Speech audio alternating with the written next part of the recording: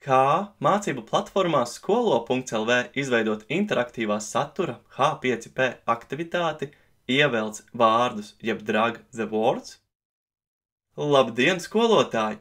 Kad aktivitāte interaktīvais saturs jeb H5P melnajā krāsā ir izveidota, kā izskaidrots tikko uznirušajā video kartītē, redaktorā jāatrod un jāizvēlas drag the words. Iestatījumā title jāieraksta aktivitātes nosaukums, kas arī tiks attēlots kursā. Iestatījumā uzdevuma apraksts jau ir doti norādījumi par to, kas skolēnam veicams, tomēr aprakstu ir iespējams pielāgot pēc saviem ieskatiem. Iestatījumā teksts tiek dots pats uzdevums, norādot tajā arī velkamos vārdus. Velkamie vārdi tiek attēloti starp zvaigznītes simboliem, turklāt velkams var būt ne tikai viens vārds, bet arī vesela frāze. Ja skolēnam vēlaties sniegt uzvedinošu informāciju par pareizo atbildi, padomu norāda pēc velkamā vārda frāzes liekot kolu, tad ierakstot nepieciešamo papildu informāciju. Iespējams arī sniegt atgriezenisko saiti par uzdevumu izpildi. Pareizi ievilkt vārdi gadījumā skolēnam tiks attēlots tas, ko ierakstāt pēc reversās jeb uz aizmuguri vērstās slīpsvītras un plusiņa simbola. Nepareizi ievilkt vārdi gadījumā skolēnam tiks attēlots tas, ko ierakstāt pēc reversās slīpsvītras un mīnusa simbola. Iespējams arī definēt visa uzdevuma kopējo atgriezenisko saiti, kā tas ir darīts un izskaidrots tikko uznirušajā video kartītē.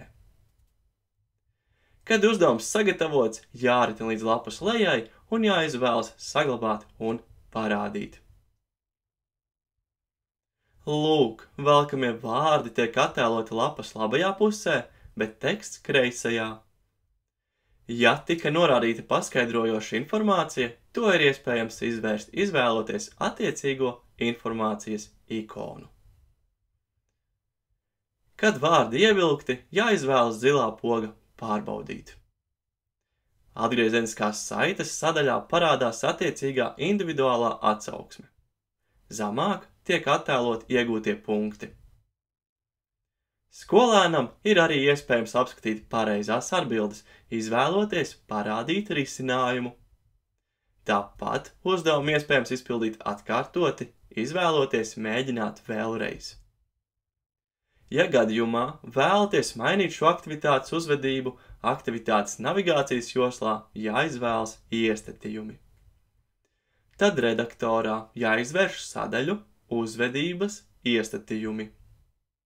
Attiecīgi, izvēles rūtiņa atļaut pogu rādīt risinājumu, nosaka, vai skolēns varēs apskatīt pareizās atbildes.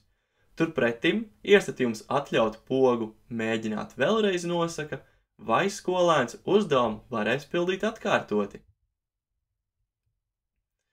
Skolēna sniegtās atbildes tiek automātiski saglabātas un nosūtītas skolotājam. Gan skolēns, gan skolotājs atbildes var redzēt sadaļā vērtējumi, kā tas izskaidrots tikko uznirušajā video kartītē. Lai katrs vārds atrod savu vietu un lai aizraujošs mācību process.